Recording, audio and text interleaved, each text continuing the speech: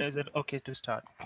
While we're waiting, maybe you want to, Greg, is there anything like we'd say? We can certainly announce the prizes we'll give later. I just want to let everyone know we'll be giving away 3 courses, so 3 courses plus exam, and 10 T-shirts to the best questions, right? So we really want audience participation, so feel free to put your questions in the chat, open your mic at the end, or I don't know, Kit, if you think it's okay for questions while you're doing the presentation. Yeah, I'm fine. I think let's make it interactive. No worries. Perfect. Okay. So yeah, cut loose, everyone. Whenever you're ready to ask your question. Fantastic. Thank you, Lars. And look, for those of you who know me, Greg Kerr. So I run the Middle East region for MuleSoft. Work very closely with Lars and the team. We're very, very pleased to have Kiet here, and I'll let Lars introduce him and him introduce himself. And look, just thank you for the buy-in. Thank you for coming. We know this is a day off for you in region. We have lots more events planned, and we just really appreciate you being here. So thank you for investing your time. It's something we're very grateful for. Lars, I guess over to you. Do you want to introduce yourself Certainly. and the team? I will. So my name is Lars Lynch, here with the EMEA region on our engineering team. Here with Sean O'Connor as well, and Andreas, myself. Our featured speaker today is Kiet Yamp, fantastic. As you can see from his title, Kit's been everywhere. I'll let him do a bit more, but I know he's deep into security, knows everything else as well about Anypoint platform, but he's really one of our go-to specialists for security.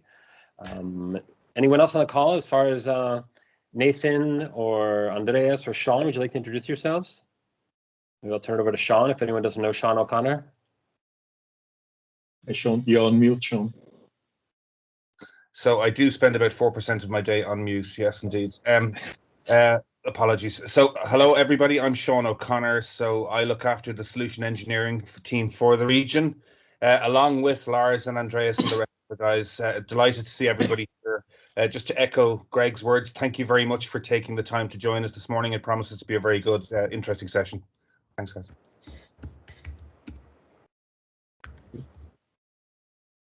Andreas, you're on mute as well. Hello, everyone. Andreas Postel, solution engineer, also for the region, and working with Sean, Greg, Lars, and the team. And Thanks, happy Andrew. to hear your questions. Thanks, Andreas. Look, we're working on a lot more sessions like this. I think we've got some really, really interesting content coming up. In the interest of time, I'd suggest we just hand over to Kiet. Maybe do you just want to introduce yourself and set a little bit of context before we kick off? And look, from everybody here on the MuleSoft team and the Meetup community, thank you very much for being here today. We really appreciate it. Thank you. It's my pleasure actually to present this topic. This is one of my favorite topics. So every time I pitch it, I'm happy. So thanks for inviting me. So my name is Kiet. I'm the client architect now based in MuleSoft, but I actually started the MuleSoft 7 years ago when we were just selling the Mule USB at the MuleSoft Hong Kong. I started the MuleSoft Hong Kong entities, but moved back to Paris a year ago. And before that, actually, I was working for Oracle for more than 15 years as consultant, but mainly actually as product manager for the Fusion middleware. So integration, data integration, SOA, as well as the identity management, they are all actually under my portfolio. That's why I end up with MuleSoft, because we are the only one vendor pretty much having all those, not single product, but I would say that all the best practices, all packaged is one single product. And this is why we have this discussion today about the zero trust, because it's really a mixture of different level of best practices in terms of integration, security altogether. And hopefully you will enjoy the session today. So I will explain a little bit more the context of the zero trust, what it is. But first of all, of course, thank you for joining this session. Hopefully, it will take around 40 minutes to complete. But again, if you have any questions, just let it interactive. Just ask your questions on the fly, and rather than waiting at the end. Safe harbor as usual. Even though actually today specifically we are not going to talk about products or function and features in general. We will be mainly talking about the concept is basically how to view security in the landscapes of API, because one of the biggest challenge that we are having is we are trying to apply different kind of security techniques or the protection techniques, not necessarily in the right context, right? So today is really to what I would like to do is just to make sure everybody clear up their mind, view the security from a different level, and hopefully this, at the end of the presentation, this will give you another perspective to consider security, and especially API security in general. So the agenda today is really just to make a very quick comparison between, I would say, the traditional security landscape that people has, about firewall, about gateway, about encryptions, etc., and to see actually how we used to think security, but then actually look at the limitation with this level of security in the API level. Then we will dig a little bit deeper into security in general and the difference between security and cybersecurity, what we are talking about, and how with this cybersecurity, the cybersecurity challenges that we're having, why the industry has defined what we call the zero trust mindset. And I will spend quite a lot of time actually on this part for you to understand this mindset, which is different from the traditional way. And finally, how to adopt API using this mindset to really make sure that you have a secure environment. Okay. So to start with, very quickly, when we look at security in general, and when you look at all the organizations, when we talk about security, what we are talking about, the first thing is, of course, at the network level. We always talk about, having the firewall, having intranet, having DMZ, having VPN, etc. This is really the base from security. We start with the fact that we segment the network in different zones, and we place based on the level of sensitivity in terms of the system and the applications that we're using into the different perimeters.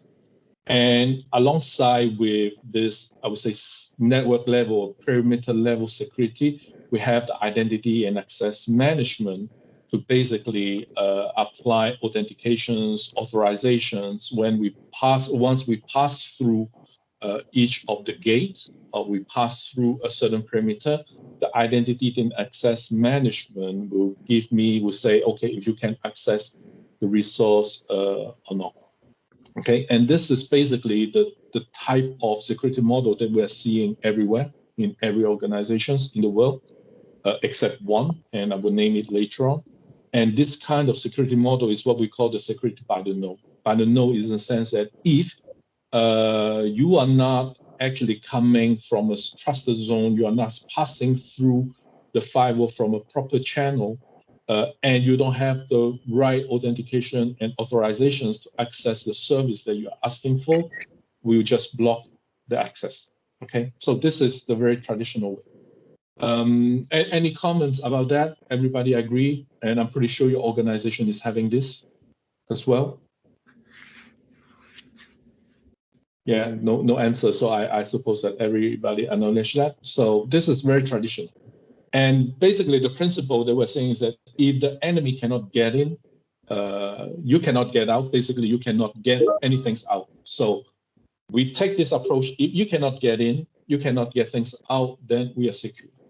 Now, what happened is that 2 years ago in Singapore, because I was still based in Asia back to that time, in Singapore, Singapore government, and in particular the Ministry of Health, there was a cyber security attack.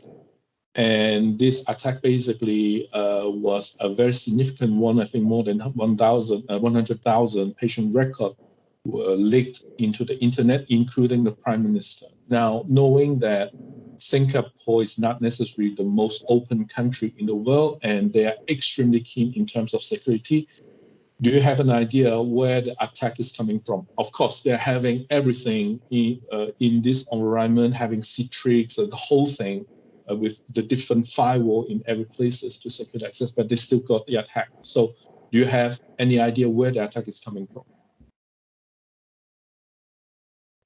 Could it be from inside? It's coming from inside, and in particular, it's actually coming from one of the machines running on Citrix using VPN as well. Why this can happen? The reason why it happened is that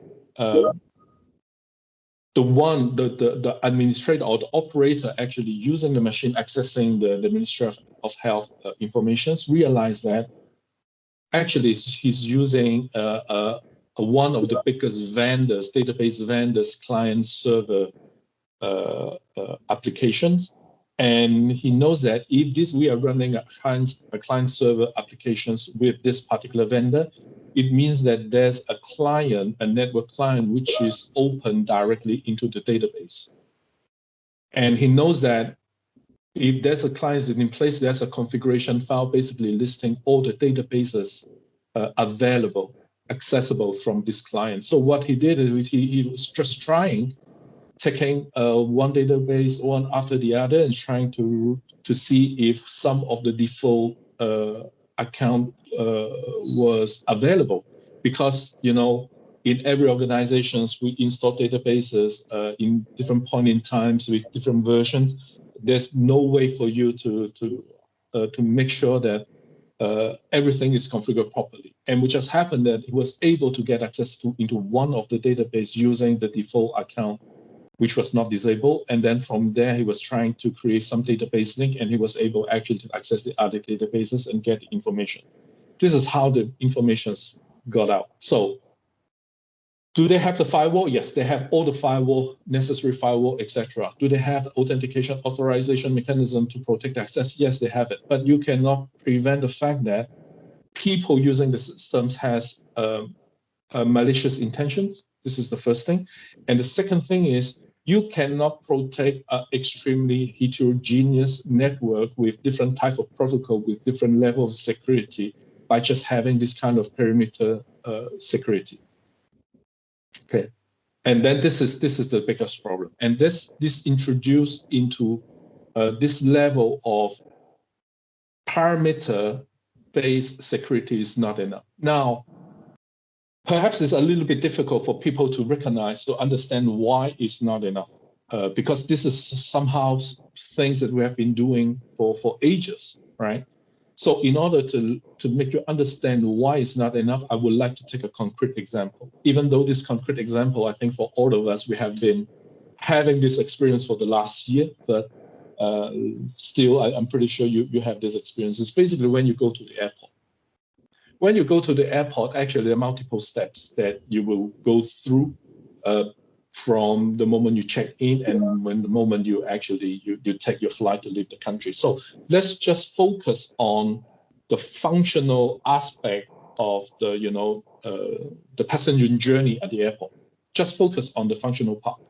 So when you reach the airport, the first thing you do is what? You go to the counter, you check in. Why do you do this? Because you want to get the boarding pass. And then you can tell the airline that, okay, you are already here, please block my seat and have all my requests, special requests prepared, etc. Then if I have a luggage, I can put it onto the belt so I can get a tag for the luggage. So at the destination, if I lose my luggage, I can track where it's located. Then I pass the immigration. I pass the immigration because I'm going to tell the country that I'm going to leave the territory. Once you pass the immigrations, you get to the boarding zone. You can go to the duty free to buy cheaper stuff. You can go to the lounge to enjoy a champagne, and then you can just go from one place to the other, and finally you leave the country by the boarding. So this is a very natural process from a functional perspective that we are all familiar with. Now let's think about having this process using the traditional perimeter-based security like we do in an IT to protect that. So let's suppose that, the first thing is, well, actually, I need to define different zones because there are different levels of sensitivity on the task that I'm doing. So I will have, first of all, to put a public gateway somewhere. The public gateway will basically, before I go to get my boarding pass, I will go to the gateway. Someone will check if I'm the right person with the passport, having the right e-ticket. Okay, you are good. Then you go to the check-in to mark that you are going to board the flight. And if you have a luggage, you go back to the gateway to scan the luggage to see if you have any illicit item in the luggage. If you don't, okay, you can go to put your luggage to the belt. Then you go to the immigrations. Before you go to the immigrations, you go back to the gate to allow someone to check your boarding pass, your passport, and your face, etc., that you are the right person before saying, okay, you can tell the immigration that you're leaving the country.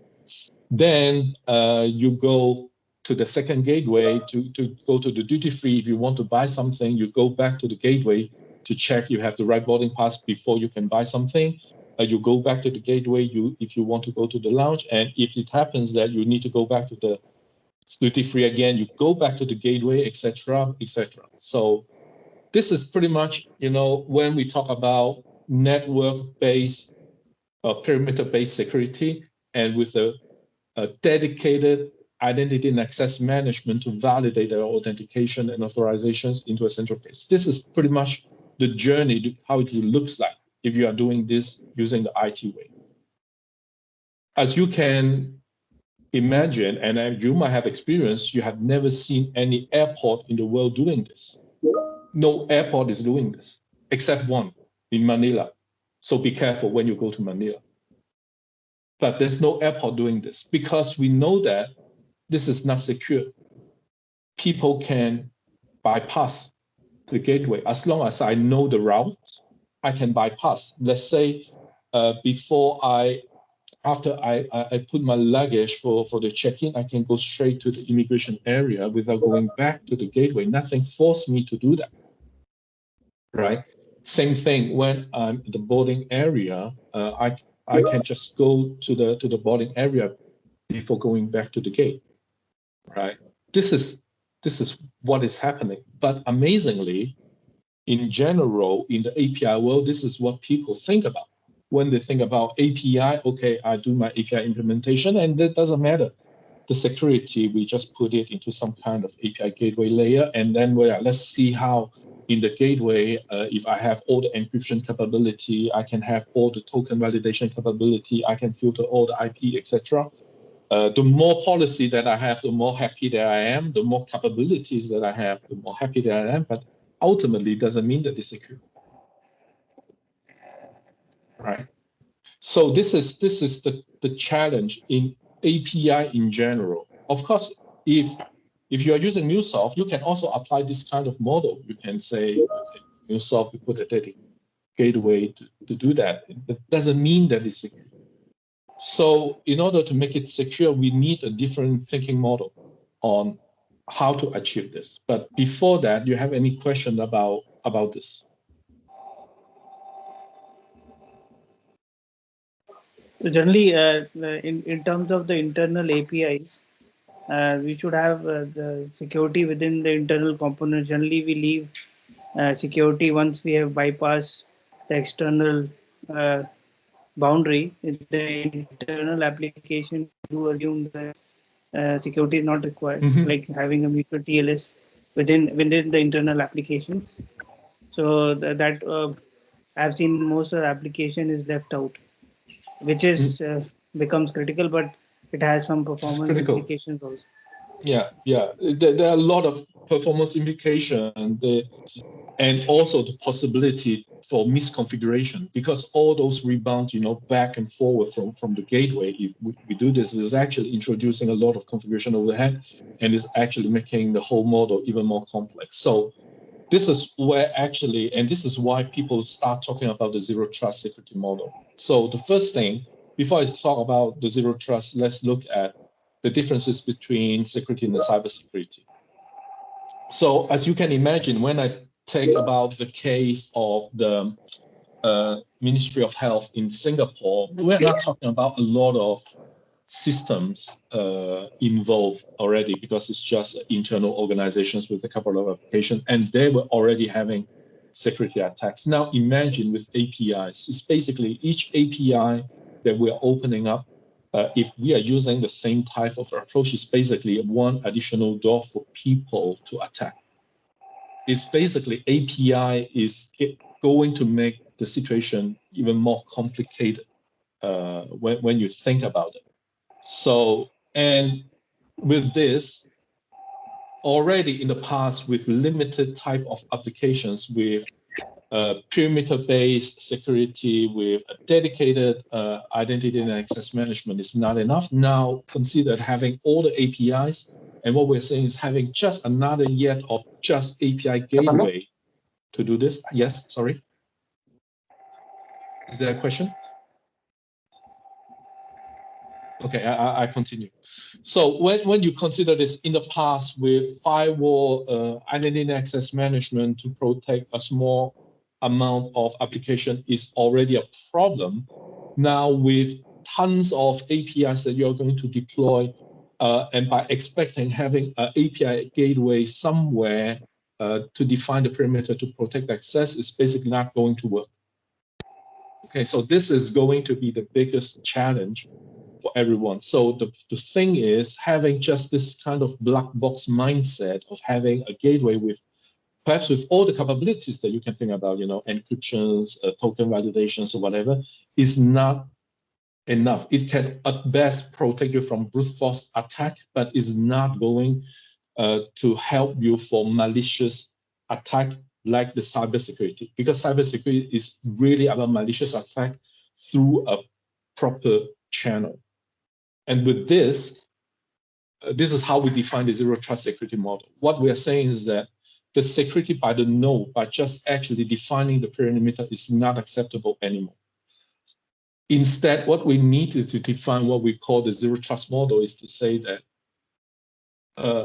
we basically cannot just base on the perimeter to define and some external server, the enforcement server, validation server to define if I'm secure or not.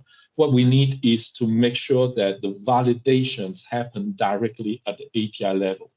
And for this, we call it security by the node as a knowledge, because this will introduce the fact that you need to know at the resource level, at which moment, in what context, the request is coming in for you to apply the best protections based on the context is running into.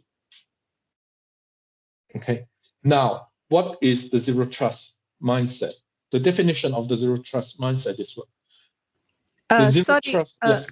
I just have one quick question. Yes. You mentioned that typical traditional mindset will not work. So you're saying that it will help in locking only the brute force attack. But what happens to the systems, especially legacy systems that have been built around using validation tokens, etc.? Do we need to rebuild them using the enhanced security? This is an excellent question. Can I keep the answer for in 3-4 slides? I will come back to it. Sure, thank you. Okay. So the zero trust model is what is basically we no longer assume that actor systems service operating actually within the same security perimeter should be automatically trusted, or in a sense, we can lower the guard when the request is happening within the same perimeter. We cannot assume that anymore. Okay, but instead, we must consider that every request accessing the resource at this moment, we need to verify everything just like is coming from everywhere with the highest security possible. Okay, so this is the paradigm. We need to have to enforce the security directly within the resource itself. Okay, not lowering the gap. They say, okay, these two resources are within the same perimeter. We can somehow have different level of security. And how we can picture that, what does it mean? Perhaps it's a little bit hard for people to picture that. But actually, it's very easy. When you look at the passenger journey at the airport, actually, we are already using the zero trust without knowing it. Because what happened is that when you do the check-in, this is at the same moment, the person who will mark you as, you know, being at the airline saying that you're going to board, the same persons will apply the security at the same moment. Well, she or he, will check your passport, will check the picture, will check the e-ticket to make sure that, okay, everything is aligned before we do the task. Everything is atomic. The security and the action is atomic task. When you put your luggage onto the belt, we will scan the luggage. This is actually the scanner. This happens very often in Asia. We will scan it at the moment you put your luggage onto the belt, and only the scan is passed. You can check in your luggage. When you go into the immigration, the person will check again everything before marking you as leaving the territory. When you do the checkout at the duty free, they will check the boarding pass. So everything is already embedded into it. This is so natural for us. This is extremely natural. But for some reason in the IT, because we always think about firewall, we always think about perimeter, we have lose sight about this kind of security model. And this security model is what? If I need to summarize this, is basically applying the right security in the right context at the right moment. And it means what? It means that you need to know in the context of checking your luggage, what kind of security level I want to do it, and at which moment I want to do it. Okay? It's just as simple as that. Yes. But keeping all these, so what picture is coming out that we'll keep a check at every interaction happening, right from the start of the request and the response coming back to the consumer. But in today's world where speed and we want minimum latency happening to our request for better user experience. If we keep on these checks, the latency will be induced, and plus from an operational point of view also, let's say we are handling certificates or tokens, so that has to be also revoked, renewed every in regular times to adhere to the best security principles. So will be good on the security front, but we'll be losing out on performance and the operational overhead. This is an excellent remark. Can I also keep this in 3 or 4 slides on how we address that? Sure. Okay. Now, I understand there will be some overhead. I'm not saying that is not going to be better. Overhead we will always have. But when you look at this model, and this is also very typical to the API, is that when I have this kind of security model, basically how the passenger is going to do the steps, actually they doesn't really matter. I can start doing this, then doing this. Of course, I can go back. I can go into it. Then I go to the duty free. But for some reason, for some exceptions, I need to go out again. I can always come back, etc. But all the time, my security integrity is respected. Yes, there will be some overhead, minimum overhead. I will explain later on. But the most importantly is that once you have this zero trust security journey, basically the way we pass through the API in what sequence of where the request is coming from doesn't matter anymore. And this is very specific to the API, because when you create an API, it's great when you say that, okay, this API is internal, I apply my security. But when we do the API, why we want to do the API? Because we want to reuse it. And when we want to reuse is that we want to open up to different kind of audience. At some point, your API, you want to open up for people which is not part of your same perimeter. Then what do? You will create another API, you will proxy it, and then actually you have even more overhead over the time. Now, having this level of capability to secure the API, actually the secure API itself, the API doesn't care actually where the request is coming from, because the security, it would just apply the right security in the context in which it is working. It doesn't care where it's coming from. And this will give you the agility in the future to change the way you compose the API, or also to change the where you want to deploy the API on-prem in the cloud. Your security integrated integrity is still remain, right? Now, yes, this is going to be a challenge in the sense that, yeah, we will actually have some level of overhead. This is the first thing. I will cover it later on. But it doesn't really mean that, well, in this case, all the perimeter, we don't need it. No, not really. I mean, it's a combination of both in the sense that when we talk about a zero trust security model, yes, the concept of perimeter like internet, DMZ, internet access management are not efficient, but they are still useful. We still need them, right? But just they will play a different role. Now, what roles we are going to play? When you think about it, let's try to redefine actually different roles. The first thing is, as part of the zero trust model, I still need the infrastructure level security, like firewall, network segmentations, and as part of the network, some hardware-based encryptions, signature validation, etc. We still need them because this will help us to filter out, I would say, syntactically, all the bad requests, all the very obvious bad requests, the brute force attacks. So to make sure that this level of defense will clean up all the bad requests upfront. So you would just have high quality requests we will transit amongst the different APIs that you're having. But then we need to consider two things. The first one is from application level, which is the API level. How we will trust semantically the request. Semantically in the sense is in the context is serving if I have the right entitlement in terms of the authentications, in terms of the authorizations, in terms of the rate limiting and things like that. And then finally, at the data level is actually how we will expose the data contextually based on the request coming in. Is the data, am I going to revert the data in an encrypted way or using a masking approach or the tokenization approach? Okay, so we will actually cut it down at the infrastructure level, at the application level, and the data level. So the thing is, the network segment is still needed. We keep using it, but by itself is not going to be the security layer because you cannot use this as a factor of trust.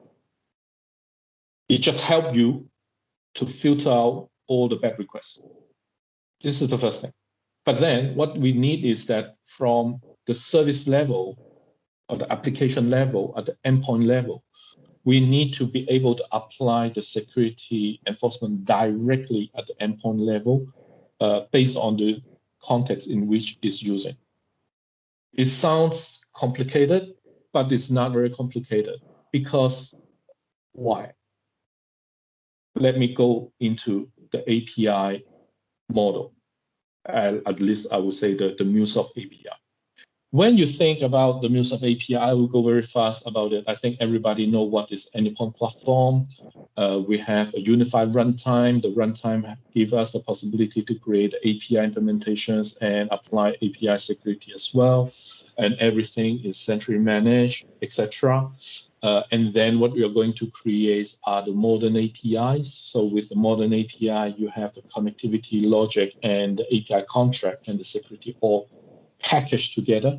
So having all this, I would say, atomic functions in terms of atomic functions with the right security attached into it. So we know what is API from a MuleSoft perspective. But most importantly, it's not just because MuleSoft is giving you this capability to create this modular modern API with security and functions together.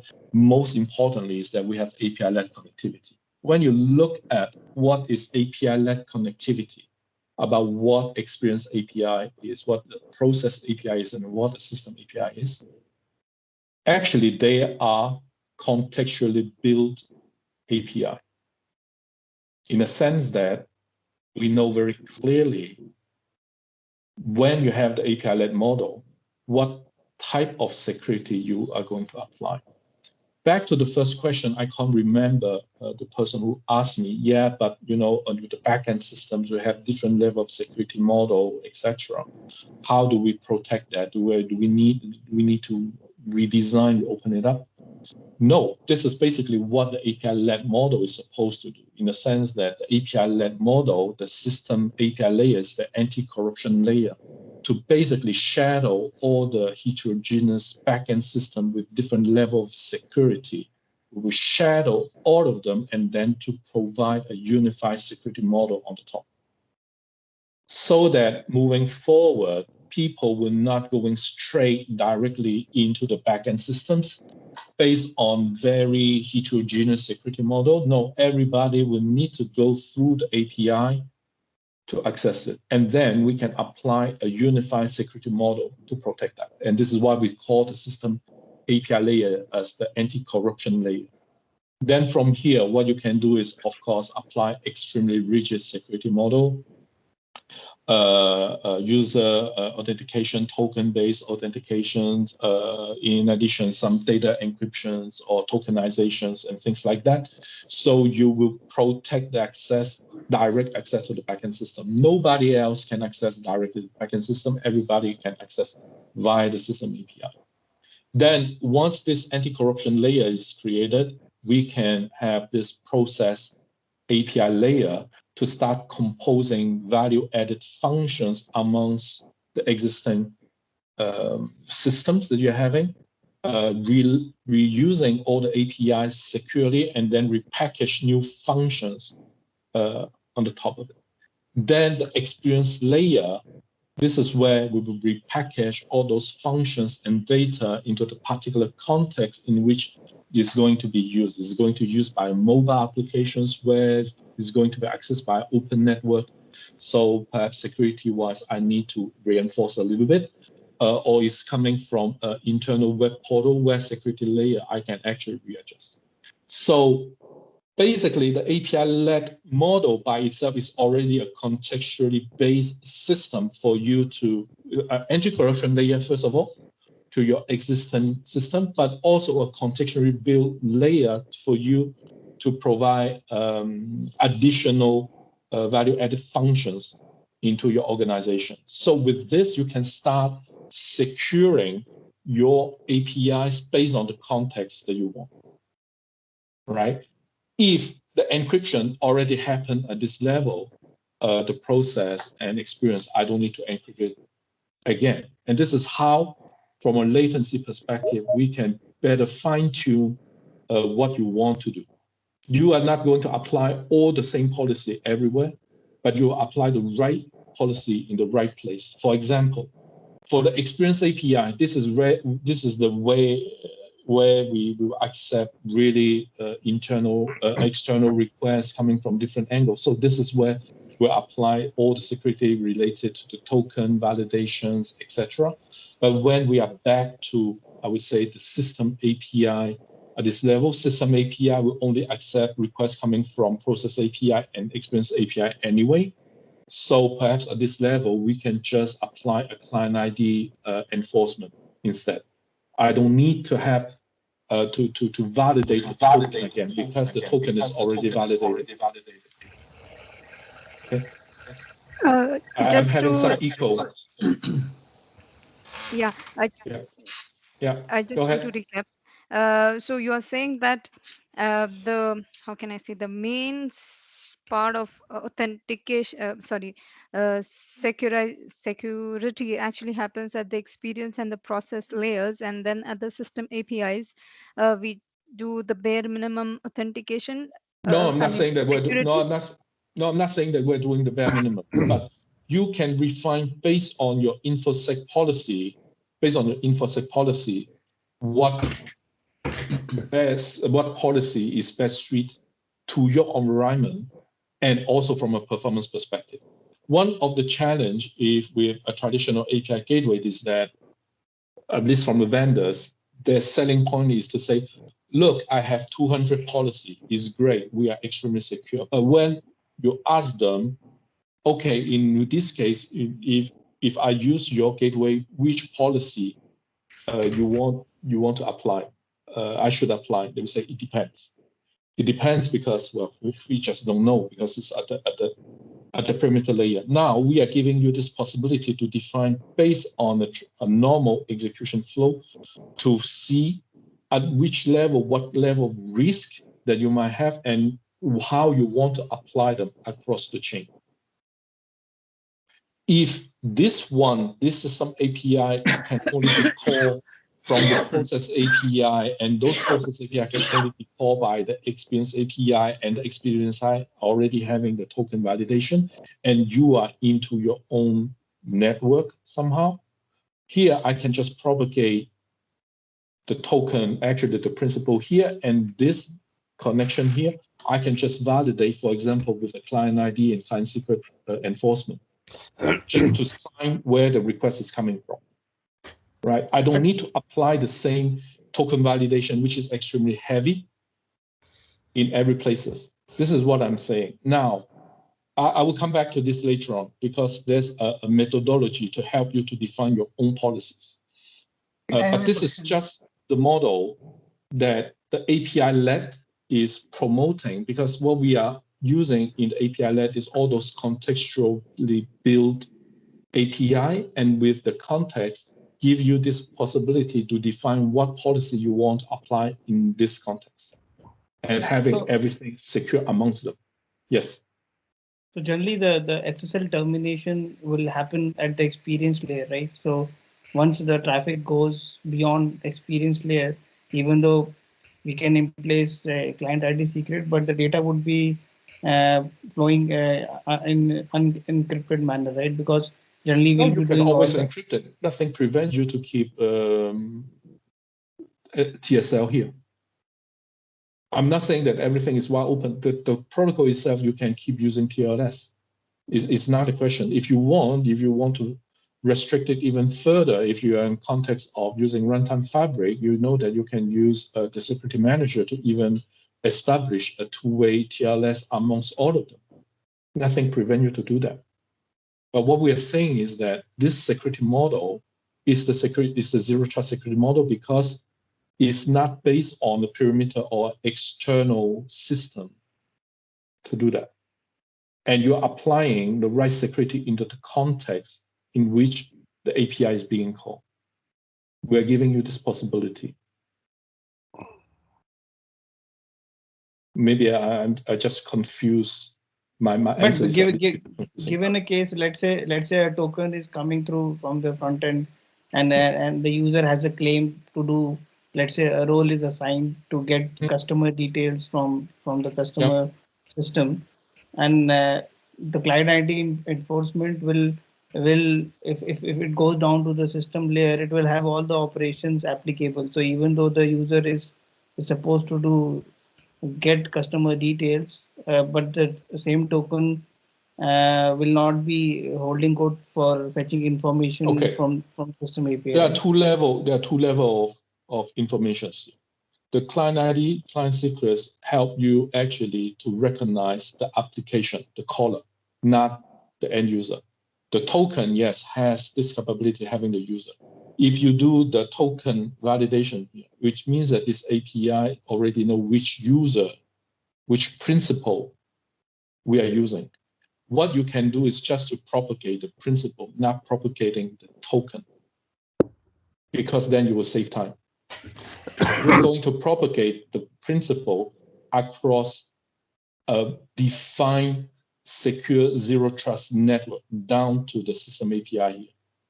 And this one will apply the principal to apply whatever authorization rules that you have defined. I'm not saying that it's blocking here. I do the token validation. Okay, the token is valid, so the principal is valid. And what I do is I propagate the principal.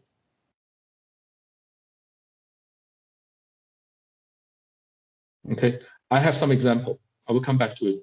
I will come back to this, because this is just the conceptual view of the API-led in the zero trust context. Now, the next step is how you will define how to secure in your experience API, your process API, and system API. Okay, I will come back to this. But then the other places is actually with Anypoint Security Edge as part of the runtime fabric. We also have the possibility amongst this security, zero trust security model, to define the different zone where you can apply different level of OWASP protection. You can say, okay, the top 10 OWASP protection is also very extensive. I'm not going to apply it everywhere. I just want to apply to the experience layer. Okay, it's fine. You can apply just the gateway for all the experience API. And then based on the different functional APIs that we are seeing here, you can create actually different level of edge protections to define perhaps, the SQL injection. I just want to make sure that there's no SQL injections or JSON, XML bombing protections, etc. You just define the zone that you want. So you can also, on the top of that, apply other level of security. And this is what MuleSoft is proposing. Now, before I ask question, I will go straight into this model. I think a lot of people, are a little bit concerned about, well, in this case, what is the security model? When you think about the API, and when you want to define the security level that you want to apply to the API, basically there are two levels of dimensions that you need to consider. Okay, it's not the request. It's not based on where the request is coming from a network perspective. It's not based on the authentication authorization level that I want to apply, but actually on these two dimensions. First dimension is the request coming to my API is coming from a managed source. Managed source in the context of the caller, the application who is calling me, is also following my internal InfoSec or DevSecOps operation. So it's an applications maintained internally where there's a strict security enforcement, checking, penetration test, etc. So is it an applications following strictly the security procedures from a release or not? This is the first dimension. Of course, if it's not, it's what I call the unmanaged source. It's basically, well, this API can be called by an applications from my partners, but I don't have control on. I don't know how they are using it. I don't know if the InfoSec procedures. They might be actually using in a malicious way. I just don't know. Okay, so this is the first dimension. The second dimension is the nature of the API itself. Is your API serving sensitive data or non-sensitive data? Non-sensitive data can be, a product catalog or a list of marketing events or things like that. They are non-sensitive. Sensitive data, of course, the personal informations, orders, etc., related to a particular customer, etc. So based on these two dimensions, you can define where your API is going to be located. Amazingly, when you use the API-led model, you will realize that the system API and the process API, they will mainly located here. Because system API and process API are supposed to be called by experience API. Your experience API is supposed to follow your internal principles.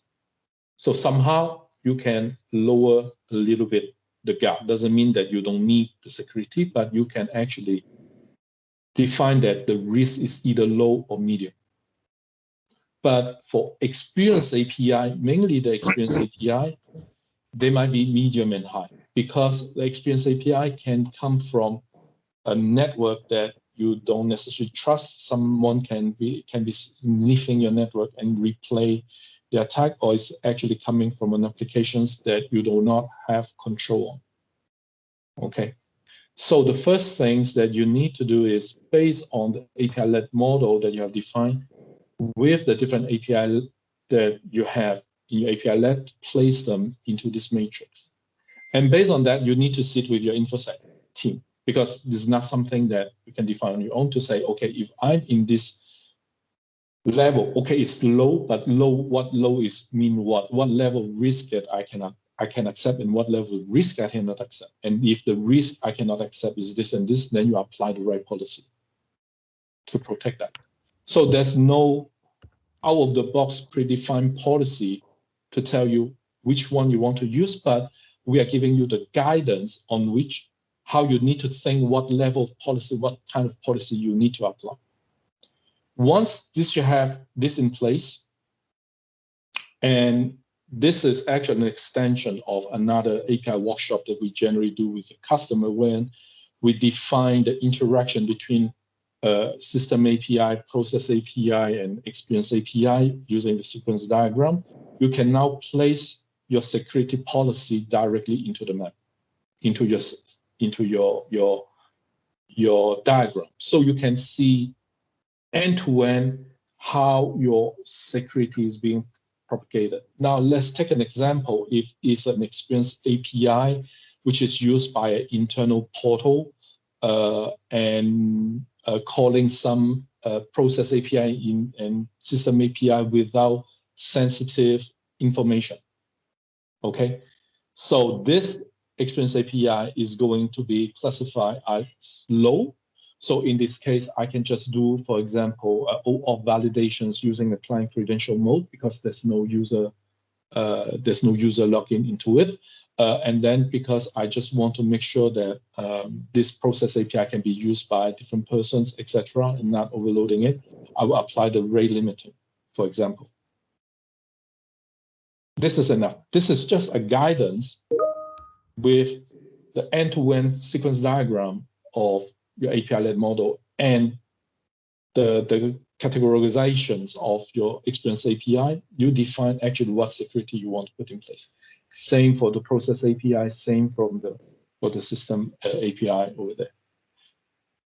If I go a little bit further, where actually is a request coming from a partner application, but not serving sensitive information, so the security level is medium. So what I can do is perhaps I can define OAuth validations, but the OAuth validations using resource password owner mode, which basically require two sets of credentials, client ID, client secret, and a username and password. For example, that you can rotate more frequently on your own. So you can define that, okay, in this case, I use the OAuth with this level, with additional XML injection protection, if it's API serving XML, and rate limiting.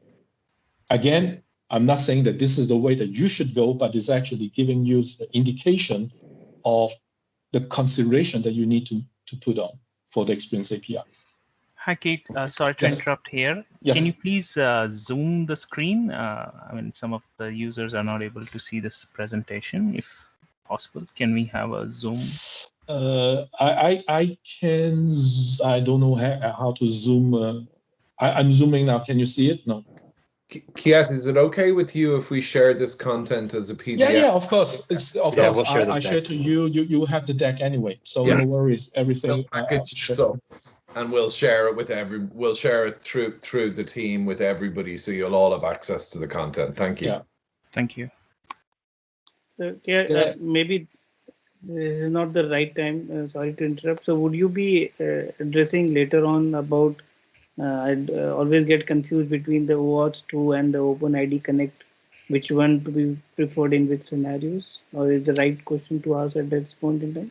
Sorry, say it again. So generally, there are two things like OAuth 2 and OpenID Connect. I agree that OpenID Connect is to do with authentication and OAuth 2 has to do with authorization. But which one to be used in which scenarios in terms of security and of securing the APIs? Well, in general, actually, OpenID is also based on the OAuth protocol anyway. So OpenID is fine, but OpenID is mainly for user to system authentication. So beside the fact that it's coming from a partner applications, you have this user capability. And with the OpenID, in general, we use the JWT token because this will, unlike a traditional OAuth where, at this level, we still need to go back to the OAuth provider to validate the token. With the JWT is basically a self-signed token. You can basically decrypt it. So it's really, I would say, OAuth considered OAuth as the spec. OpenID is basically the usage. So for us, it's the same thing. Okay. But in general, what we suggest to the customer, especially in the context where you have user login, use OpenID with JWT token. Okay. Yeah. So with this, this just a couple of examples, right? Based on the level of security, you can define. You will get the slide to look at mainly from the experience API level, the different policies that you can apply. What we are giving you here is basically is not just the function and features in which you can do this, you can do that. This is more a methodology to teach you first of all how to use the API-led, and once you have the right API-led model in place, how you can apply the right security model in place end to end by optimizing your security level, with the level of risk that you're having. But also by maximizing actually the overhead that you might have actually across the different layers, and to view that as an end-to-end level. Okay, does it make sense? And finally, just one slide to conclude. Visually, why MuleSoft is different, and the way we see API security is that I think a lot of, as I said, traditional API gateway, they use this kind of physical gateway between network zone layer where you have API services across different places. And then when you need security call this one to this one, you need to do this kind of bouncing across the gateway. From a MuleSoft perspective, actually, we don't have this kind of limitation because the gateway, as you know, is already in the API itself. You can consider as a virtual gateway, which is attached to the API. So the beauty is that now the security is not related only to the perimeter, and also you have the flexibility to move your API across different deployment model, recompose them without actually compromising the security integrity of your environment. And also you have the possibility to use the edge gateway in the context of runtime fabric, actually to protect brute force attack if you want, especially for the cloud when you're running in the cloud, like the brute force attack, like the top 10 watts attack, etc. You can enable them, and also again to actually ensure the end-to-end security for this model. So can so this is the last. MuleSoft, Yeah.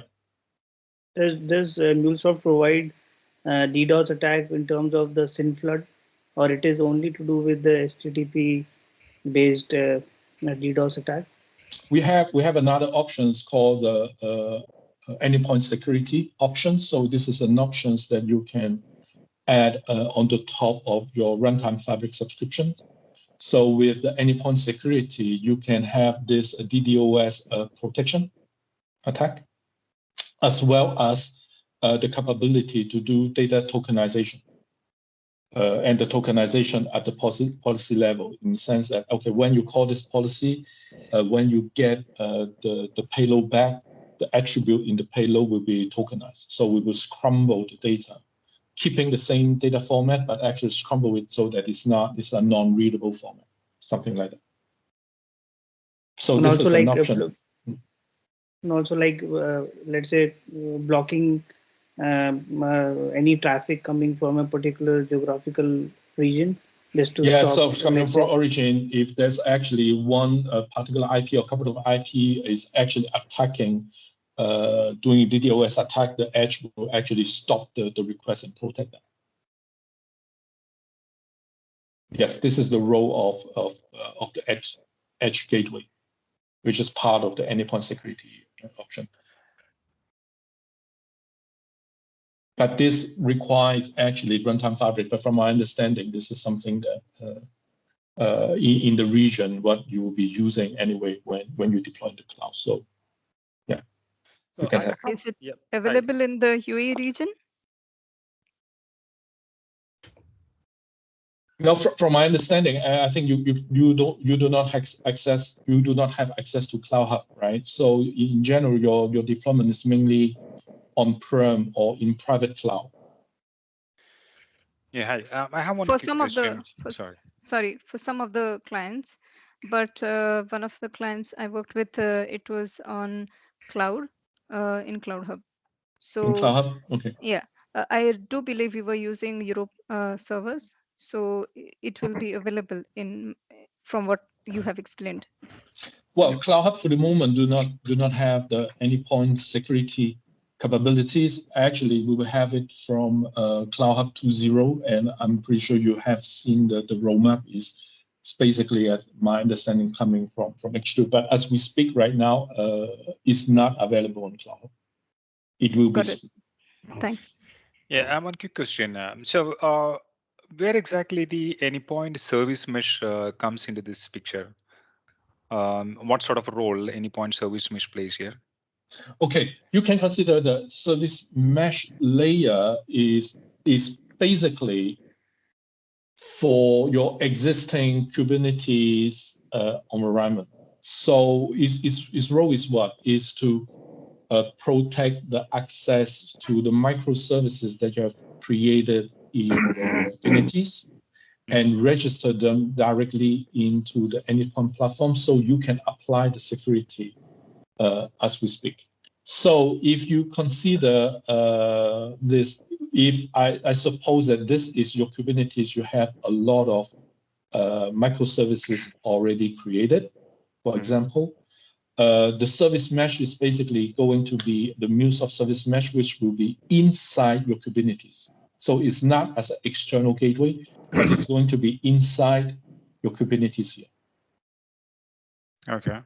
Okay, and then you can use the control plane to control the access, etc.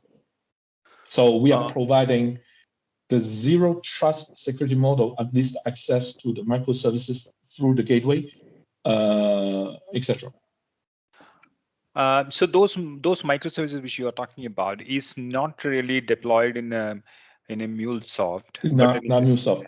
Yeah, the service mesh is really for third-party existing microservices on Kubernetes. Oh, okay. So this is an add-on. Yeah. Yeah. So you also mentioned about a virtual gateway attached to each API. So is there any sort of the administrative console or something like that which can control each of those API? Yeah. Do we have time? So I Maybe would say okay, probably I would not. suggest we could rather do a session 2 if Yeah. you know there's a lot of curiosity around this and can be covered in one session. Yeah, just want to show you very quickly, and then we can close the loop. And the beauty of using the API-led model, as you know, we have what we call the Anypoint visualizer. And with the Anypoint visualizer, what you can see is actually all the policies being deployed. So let me actually unselect all of them, right? So you can see that all the APIs in my API-led model, this one I have 2 policies, I have 1 policy, 1 policy, 2 policies, for example. And this is the tools, and this is aligned with the zero trust, is that you can validate if actually all the APIs that you're having comply to your infosec rules. Like, I want to ensure that all the client ID enforcement is applied to all the APIs. This is the bare minimum. So the tools will basically turn green if you are aligned or not. If they say, I want to have the rate limiting, because this is actually the anti-corruption layer, I want to make sure I have the rate limiting everywhere. I click on the rate limiting, I realize that only this one has the rate limiting. Yeah. These 3 are out of the compliance. So what you can do is to get there, go to the managed policies, and then apply the policy. So it's a contextually driven way for you to drive you graphically how you want to protect your security. Right. Yeah, so it's basically the micro gateway sort of concept here. Yeah, because the gateway, we don't have this gateway as a physical server. It's already attached to the API. So you are securing the API itself. Oh, thanks a lot. Yeah. Sorry, I overrun, I think, a little bit already, but that's okay. Any questions? Too many questions, actually. but what I would rather suggest is maybe we could check around with the attendees, and if there is interest, then we could perhaps have a session 2. Thank you so much, Keith. It's really amazing session. Thank you. So we can do that. Yes. So on this, Lars, I let you to wrap up. Or actually, he's gone. I think he's gone. No, he's Okay. here. No, I'm here. Yeah. Yeah. Well, thank you so much, Kiet. As Sylvia said, we have lots of great questions. We have our next event planned for late in August. We're going to try a Saturday and see if that works better for everyone. So we'll see what kind of session there. That will not probably be the part 2 of security. We'll leave the security for a future date, but definitely have a lot of questions. I know there's actually also a lot of questions around in transit or at rest encryption inside of your API using maybe the Java cryptography extension, things like that. So that definitely could be something to touch in our next session. And thank you so much, everyone, for asking questions. Anyone else want to wrap up with anything? Again, thank you, everyone, for all your great questions. We have T-shirts going out. Those of you who have participated last time in our last session should have received most of your T-shirts already, and everyone got their courses. So again, we'll be sending out lots of great stuff, and we look forward to hearing from you. Okay. And with that, if anyone else? Thanks a If lot. you have any questions, please feel free to reach us. You can reach out from the Meetup page, or Greg already shared you his LinkedIn details. You can connect there, okay? And we'll try to answer all the queries related to the security. Great, thanks a lot. Thank you. Thanks so much, everyone. Have a fantastic Thanks for day. listening. Thank you. Bye, Thank you. everyone. Bye-bye. Bye-bye. Bye. Thank you, everyone. Thank you. Bye. Cheers. Bye.